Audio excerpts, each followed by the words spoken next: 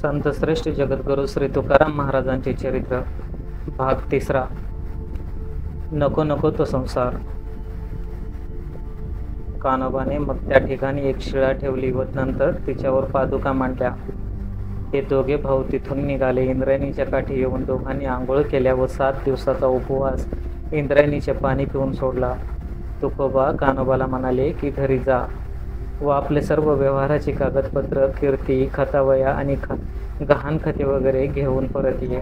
तसा तो घरी जाऊन कागदपत्र घेऊन आला आणि त्याने ती भावासमोर ठेवली व तेव्हा तुकोबा म्हणाले, कान्होबा, मी जे सांगणार आहे ते नीटपणे ऐक. अरे, पुस्तकी ज्ञान व दुसऱ्याकडून येणे असलेले द्रव्य हे मृगजळासारखे फसवे असते. शिवाय पुन्हा आपल्या मनाला रात्रंदिवस एकसारखी रुखरुख लागून राहते. स्वस्थपणाने हरिचिंतनच होत नाही. तेव्हा मी आता नदीच्या डोहात ही सर्व कागदपत्रे बुडवून चिंतेचे मूळच नाहीसे करणार आहे. कान्होबाने उत्तर दिले, दादा, हा विचार तुझ्यापुरता ठीक आहे, पण माझ्यावर अजूनही प्रपंचाची जोखीमदारी आहे. तुला काही सांगावे तर संकोच वाटतो, पण पोराबाळांच्या भविष्याचा विचार केलाच पाहिजे, हे तर खरे आहे ना. तुकोबा हसून बोलले, तुझे म्हणणे खरे आहे कान्होबा. असे आपण करू, याचे 2 भाग करू. तुला हवा तो वाटा तू घे, वर उरलेला माझा वाटा मी नदीत बुडवतो. तू सुखाने संसार कर, पण आता यापुढे मी मात्र एका विठ्ठलाचीच चाकरी करणार. लज्जा रक्षणापुरत्या चिंध्या पांघरून परमपवित्राचे भिक्षान्न सेवन करणार. पण तुला प्रपंच करणे भाग आहे. तुझा मार्ग वेगळा आणि माझा मार्ग वेगळा. तू तुझा धर्म आचर आणि मी माझा धर्म आचरतो. असे तुकोबाचे सांगणे ऐकून अत्यंत जड अंतकरणाने कान्होबा उठला आणि वेगवेगळे बिराड करून राहिला. तुकाराम मात्र बोलल्याप्रमाणे वागू लागले. ते स्नान व पूजा करून बाहेर पडत आणि भंडारा डोंगरावर जाऊन पंढरीनाथाला आवळीत बसत. मग केव्हा तरी अपरात्री घरी येईल. तुकाराम बुवाची नोकरी. तुकोबाचे अशा प्रकारे वर्तन पाहून इतर गावकरी नाना तऱ्हेने चर्चा करीत. लोकांना तर वेळ घालवण्यासाठी किंवा मनोरंजनासाठी तो एक चांगलाच विषय मिळाला. उलटसुलट चर्चेला उधाणच आले. कोणी त्याची प्रशंसा करीत तर कोणी निंदा करीत. कोणी म्हणे की असा वैतागून प्रपंच सोडला तर पोट कोणाला चुकत नसते. अन्न पाण्याशिवाय कुणीच राहू शकत नाही. अगदी साधू जरी असला तरी दुपारच्या वेळी मात्र तोंड वेगावून भिक्षा मागावी लागतेच की नाही. तर दुसरा एखादा कोणी म्हणे, कशाला उगाच त्याची निंदा करतात, तो जाणे आणि त्याचा देव जाणे, आपल्याला या उठाठेवी हवेतच कशाला. पण तुकोबा मात्र कशाचीही पर्वा न करता आपल्या मार्गाने चालत होते. असेच एकदा एका शेताजवळ ते भजन करीत बसले होते. शेतात कणसे भरली होती. त्यावेळी त्या शेताचा मालक पाहणी करीत फिरत होता. त्यावेळी सहज त्याची दृष्टी तुकारामांकडे गेली. त्यांच्या मनात तुकारामांविषयी प्रेम असल्याने तो तिथे येऊन त्यांना हाक मारू लागला. अहो तुका शेठ, जरा मी एक गोष्ट सुचवतो, ती ऐका. असे रिकामे कुठेतरी बसण्याऐवजी तुम्ही माझ्या शेताचं बसून पिकाचं राखण करा. मी तुम्हाला त्या बदल्यात अर्धामन दाणे देईल. त्यामुळे काय होईल तर तुम्हालाही उत्पन्न मिळेल आणि माझेही काम होईल.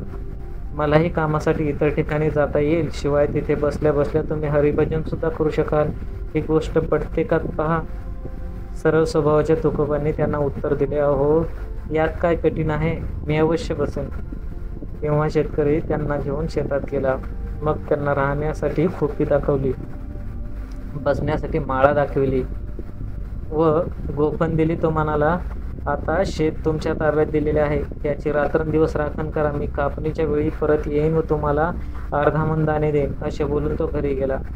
राखणीच्या व्यवस्थेची हकीकत घरच्या व शेजारच्या लोकांना सांगितले. दुसऱ्या दिवशी तो कामासाठी बाहेरगावी गेला. तुकोबा तिथेच राहिले व दिवस माळ्यावर बसून लागले. त्यांच्याजवळ गोफण होती तरी पण त्यांनी तिचा वापर कधी केलाच नाही. तुकोबा घरी न गेल्यामुळे घरचे सर्वजण काळजीत पडले. तेव्हा त्यांच्या शोधार्थ आवलीने मोठी मुलगी काशीबाई हिरा पाठवले. तिला जेव्हा तुकोबा दिसले तेव्हा ती जवळ जाऊन त्यांच्या घरी येण्यासाठी सांगू लागली. तुकोबा म्हणाले की शेतकऱ्याबरोबर अर्धामन दाण्याचा मोबदल्यापोटी रात्रंदिवस शेतात राखणीचा करार केला असल्यामुळे कापणीपूर्वी घरी येणं शक्य होणार नाही. ही गोष्ट मुलीकडून कळाल्यावर आवली दररोज तिच्या हाती पतीसाठी जेवण पाठवू लागली. त्यानंतर ती जीवित असे. इकडे तुकोबा शेतात जरी नेमाने बसू लागले तरी ती पक्ष्यांना अजिबात उडीत नसत. त्यांना असे वाटे की हे देवाघरचे निष्पाम जीव खाऊन खाऊन तरी किती खाणार, बरे ते फक्त इथेच खातात, परंतु सोबत घरी काहीच नेत नाहीत. मग त्यांचे भजन दुप्पट जोराने चालू होईल. रात्री ते शेकोटी पेटून तिथेच झोपत असत. असे होता होता शेत कापणीची वेळ जवळ आली. शेतकरी बाहेर जाऊन परत आला. तसाच कडक तो शेतापाशी गेला. पाहतो तर काय, सर्व धान्याचे फक्त खोंट उभे होते. एकाही खोटावर कणीस नव्हते. चौकडे पक्षाच्या किलबिलाट चालू होता आणि मधोमध माळ्यावर तुकोबा डोळे मिटून हरिभजनात गुंग झाले होते. शेतकऱ्याचे कपाळावर हात मारून घेतला. तुकोबांना शिव्याची लाखोली वाहत हातात खसकन करून उठवले आणि ओढीत चावडीवर पंचायतीच्या सभासदांसमोर नेले व आपली तक्रार सांगून न्याय देण्याची विनंती केली. सभासदांनी तुकोबांना विचारले तेव्हा त्याने सत्य परिस्थिती कबूल केली. सभासदांना हसावे की काय ते कळेना. मग त्या सर्वांनी विचार केला. शेतकऱ्याला विचारले की किती खंडी पीक असावयास हवे होते. तो म्हणाला 2 खंडी. सभासदांनी तेवढ्या रकमेचा कर्ज रोखा तुकारामांकडून सही साक्षांसह घेऊन शेतकऱ्याच्या स्वाधीन केला व प्रत्यक्ष वस्तुस्थिती पाहावी म्हणून सर्वांना घेऊन शेताकडे गेले. तेव्हा देवाने क्षणार्धात असा चमत्कार केला की शेतातील सर्व रोपे कणसासहित भरभरून लगडली. जेव्हा तिथे गेल्यावर गावकरी पाहतात तर एकेका रोपाला 3-3, 4-4 भरगच्च कणस लागलेली. ते अद्भुत दृश्य पाहून सर्वजण थक्क झाले. तेव्हा शेतमालक सांगू लागला की हे कर्ज रोखा रद्द करून सर्व पीक आपणास मिळावे. तथापि सभासदांनी आपला निर्णय फिरवण्यास नकार दिला. नंतर मजूर लावून सर्व पीक गोळा करून मोजले तर तो 17 खंडी भरले. त्यातून 2 खंडी धान्य या शेतकऱ्याला देऊन त्यांच्याकडून कर्ज रोखा काढून घेतला. सभासदांनी तुकोबांना सांगितले की बाकीचे 15 खंडी धान्य घरी घेऊन जा, पण त्या गोष्टीला तुकोबांनी नकार दिला. तेव्हा सभासदांना नाईलाज झाला. मग मुख्य पंच महाजी पंत यांनी सर्व सभासदांना अनुमतीने ते धान्य पंचायतीच्या गोदामात सुरक्षितपणे भरून ठेवले. उभारिले देवालय. तुकारामाचे हक्काचे 15 खंडी धान्य घेण्यास नकार दिला ही वार्ता घरी पसरली. तेव्हा त्यांच्या पत्नीने जो आक्रोश केला त्यांचे वर्णन कसे करावे. आपल्याला या दुर्दैवाला काय करावे हेच तिला उमगेना. पण तुकोबा मात्र आनंदी असत. एके दिवशी त्यांच्या मनात असा विचार आला की आपले पांडुरंगाचे देऊळ फार जीर्ण झाले आहे, ते दुरुस्त करावे. तेव्हा त्यांनी काय केले तर कुदळ व फावडे घेऊन एकटेच देऊळ पाडून परत बांधण्याच्या उद्योगाला लागले. त्यांचे हे कृत्य पाहून पंढरीरायाला मात्र मोठी चिंता उत्पन्न झाली. त्याने विचार केला की हे काम एकट्याने होण्यासारखे नव्हे. मग तो महाजी पंतांच्या स्वप्नात प्रगट झाला व त्यांना म्हणाला की तुकाराम देऊळ बांधतो आहे, तरी हे काही एकट्याचे काम नव्हते. तेव्हा त्यांच्या वाट्यानं जे 15 खंडी धान्य आहे ते खर्च करून देवाळाचे काम पूर्ण करा. दुसऱ्या दिवशी सभेच्या इतर लोकांना घेऊन महाजी पंत आले व सर्व परिस्थिती पाहिली. लगेच पुरेसे कारागिराने सामान आणून बांधकामाला जोरात सुरुवात केली. बघता बघता देऊळ पूर्ण झाले आणि 15 खंडी धान्याचे पैसेही संपले. आता तुकारामांसमोर प्रश्न उभा राहिला की मूर्तीची पूर्ण प्रतिष्ठा, प्राणार्चन व महाप्रसाद कसा करणार. पण तीही काळजी विठ्ठलाने दूर केली. कशी तर तो पुन्हा महाजी शिंदेच्या स्वप्नात प्रगटला व जराशा रागातच त्यांना प्रश्न केला, काय हो, तुम्ही पंचायतीच्या सभासदांनी न्याय अर्धवट का केला. शेतकऱ्याला त्याचे पीक भरून मिळाले, मग राखणीचे अर्धामन धान्य तुक्याला का मिळाले नाही. तरी ते धान्य किंवा त्याची रक्कम व्याजासह वसूल करा. पंतांनी दुसऱ्या दिवशी इतर सभासदांना बोलावून स्वप्नात काय झाले ते सांगितले. तेव्हा सभासदांना तो हिशोब पटला व त्यांनी त्या शेतकऱ्याला चावडीवर बोलावून घेतले. त्याला तो हिशोब सांगितला. तेव्हा तो बोलला की त्याला सुद्धा तसे स्वप्न पडले आहे. मग त्याने तेवढे धान्य चावडीवर आणून दिले. इतर गावकऱ्यांनी सुद्धा यथाशक्ती कोणी धान्य, कोणी दूध, कोणी तूप, कोणी तेल, तूप, गूळ, भाज्या असे साहित्य आणून दिले. एका शुभ मुहूर्तावर मोठ्या थाटामाटात प्राणप्रतिष्ठा, अर्चना व गाव जेवणाचा समारंभ पार पडला. मागे पुढे उभा पांडुरंग. एवढे भव्य मंदिर झाले व गावकऱ्यांनाही एक उत्तमपैकी सार्वजनिक ठिकाण झाले हे खरे. पण रोज सकाळी उठून पूजा करून चिंतन आणि मनन करण्यासाठी भंडाऱ्याच्या डोंगरावर जाण्याचा तुकोबाचा नित्यक्रम मात्र चालूच राहिला. तिथे ते एकनाथ, ज्ञानेश्वर, कबीर वगैरे संतांचे ग्रंथ सोबत नेऊन त्यांचा अभ्यास करीत असत.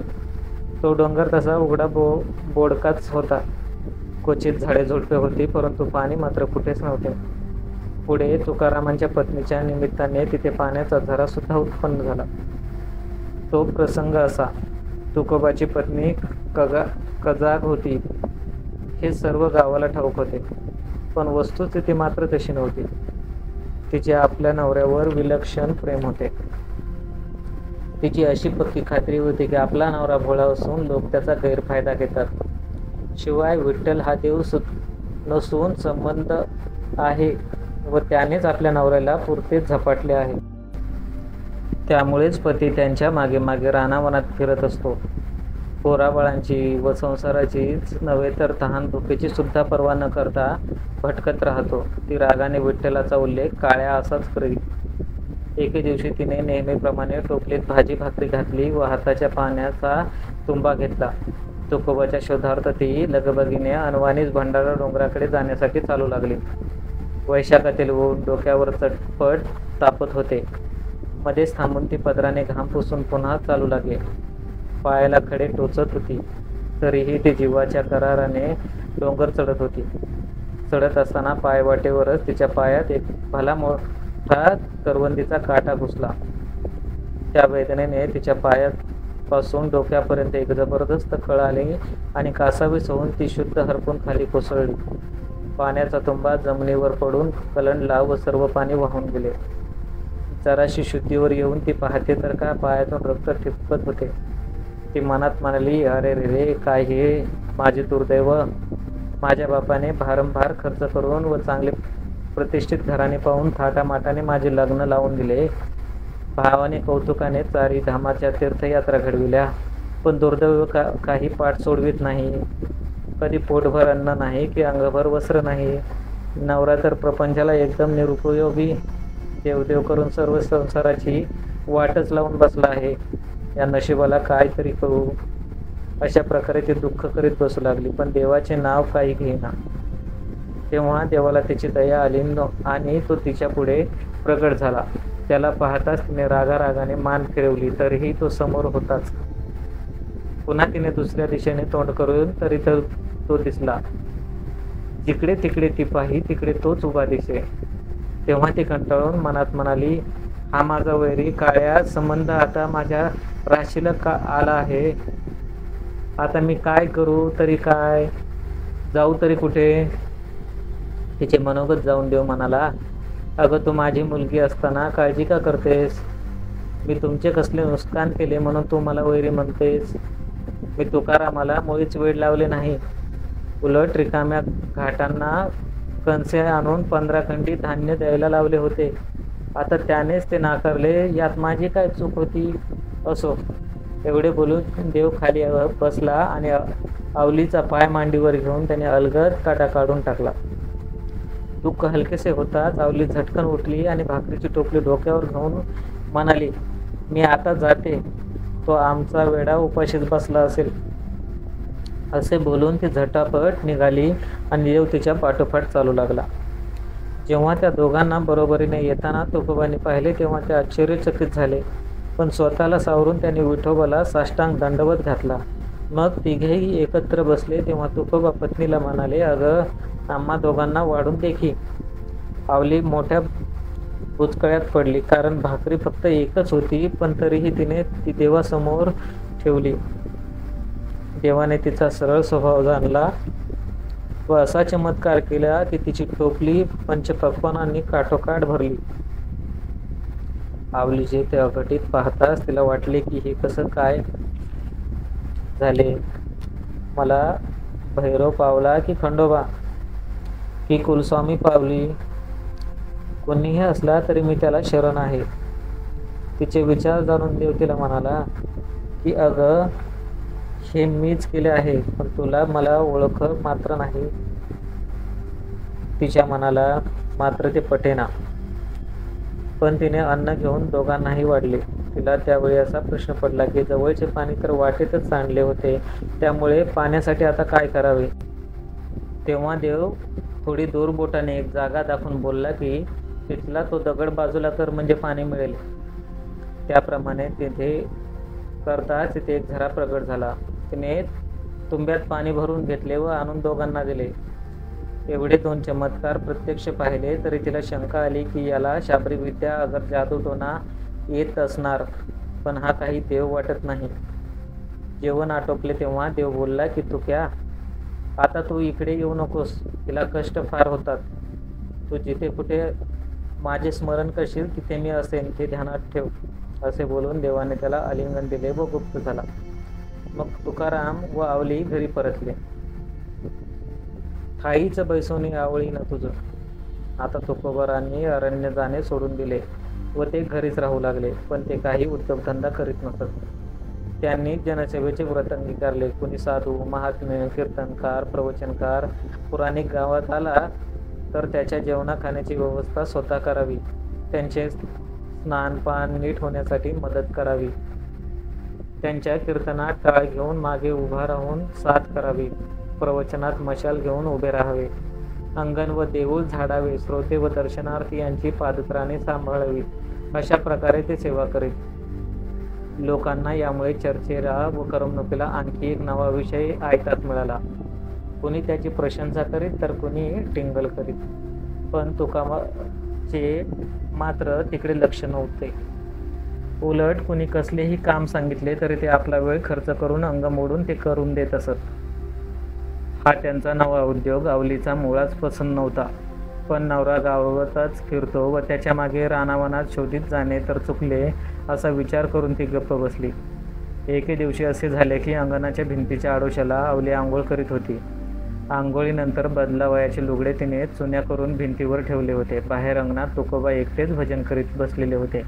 त्यावेळी एक ब्राह्मण स्त्री तिथे आली आणि त्यांना म्हणाली की अहो, मी करी बसून जवळ एकच लुगडे आहे, दुसरे नाही. तरी कृपा करून एखादे जुने पाने लुगडे द्याल तर मोठे उपकार होतील. तेव्हा तुकोबांनी बोटाने तिला भिंतीवरचे लुगडे दाखवून खुणेने हे घेऊन जाण्यास सांगितले. वर पुन्हा काही न बोलण्याची खूण केली. ती स्त्री लुगडे ओढून घेऊन गुपचूप निघून गेली. लगेच तुकोबाही उठले आणि नदी किनारी जाऊन बसले. इकडे आवलीची आंघोळ आटोपल्यानंतर तिने भिंतीवर पाहिले तर तिचे लुगडे नव्हतेच. तिच्या मनात धस झाले. नवऱ्याला हाक मारावी तर त्याचाही भजनाचा आवाज येत नव्हता. ती धूर्त असल्यामुळे तिने बाहेर काय प्रकार झाला असावा ती तर्काने जाणला, कारण त्या ब्राह्मण स्त्रीचा आवाज तिने ऐकला होता. तिला अत्यंत दुःख झाले. ती मनात म्हणाली, कोणाला हाक मारावी तर घरात दुसरे कोणीच नाही. कामवाली बाई शेण गोळा करण्यासाठी गेली. महादेव एकट्या भावाला घेऊन नदीवर आंघोळीला गेला. दोन्ही मुली आपापल्या सासरी आहेत आणि हा वैरी तुकाराम तर सर्व जन्मालाच पुरलेला आहे. अंगात कर्तृत्व तर काहीच नाही, पण मला माहेरून मिळालेल्या वस्तूही वाटून टाकतो. उपासमारीने बायको मेली याचीही याला लाज नाही, पण माझ्यापेक्षाही पुण्यवती होती म्हणून माझ्या आधी निघून गेली व बिचारीही सुटली.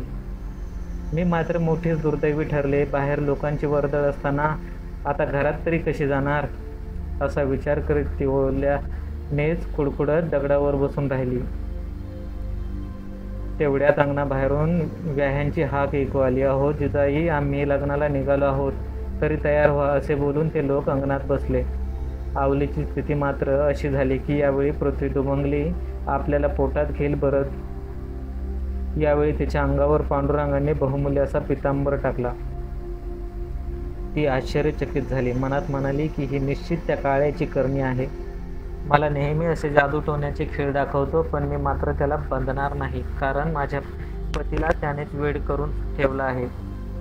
असे मग ती तो पितांबर नेसून घरात गेली. घरातून गुळपाणी आणून पाहुण्यांसमोर आणून ठेवले व म्हणाली, घरची कामे उरकून निघण्यास अजून वेळ लागेल, तरी तुम्ही पुढे व्हा, आम्ही मागून येतो. त्यावर ते लोक निघून गेले. तुकाराम जे नदीकाठी भजन करीत बसले होते ते रात्री एका प्रहर लोटल्यावर गुपचूपपणे देवळात येऊन बसले. आवलीला तुकोबाची चाहूल लागताच तिने भाजी भाकरीचे ताट तयार करून मुलाच्या हाती देवळात धाडून दिले. 4 घास पोटात टाकून तुकाराम रात्री उशिरापर्यंत देवापुढे भजन करीत बसले होते. मग केव्हा तरी त्यांचा डोळा लागला. तुकोबांची जनसेवा. दुसऱ्या दिवसापासून तुकारामांनी जनसेवा पूर्ववत चालू झाली. त्यांना कळत होते की आपल्या अशा वागण्यामुळे कुटुंबियांना फार त्रास होतो, पण देह स्वभावापुढे तो विचार मावळून जात असे. मग ते दुसऱ्यांना मदत करण्यासाठी तहान भुकेची पर्वा न करता धावून जात. कोणी एखादा थकलेला वाटसरू दिसला तर त्यांनी त्याच्या जवळचे ओझे आपल्या शिरावर घेऊन त्यांच्या मुक्कामापर्यंत सोबत करावी. पावसात कोणा परक्याच्या पातस्थळाला चावडीवर, देवळात किंवा आपल्या घरी न्यावा. यात्रेकरूंची सेवा करावी, पाय रगडावेत, कधी मुंग्यांना साखर घालावीत फिरावे, कुणा ही चुकलेली गुरे शोधून आणून पोहोचवीत करावी, असे त्यांचे नित्य उद्योग चालत असत. एकदा एक म्हातारी काठी टेकत टेकत कशीबशीत चालली होती. तुकोबाने तिला पाहून सांगितले की, आई, तुला कुठे जायचे आहे ते सांग, म्हणजे मी तुला पाटुंगळी बसवून तिथे घेऊन जाऊन सोडतो. म्हातारी म्हणाली, अरे लेकरा, मी तेल आणण्याकरता वाण्याकडे जात आहे. तर एवढे तेल आणून दिलेस तर दे. तुकोबा म्हणाले की, तू इथेच थांब, मी तेल घेऊन येतोच. त्यांनी तिच्याकडून पैसे आणि भांडे घेतले व बाजारच्या दिशेने गेले. थोड्या वेळाने त्यांनी तेल आणून म्हातारीला दिले. ते घेऊन ते आपल्या घरी निघून गेले व तुकाराम आपल्या उद्योगाला लागले.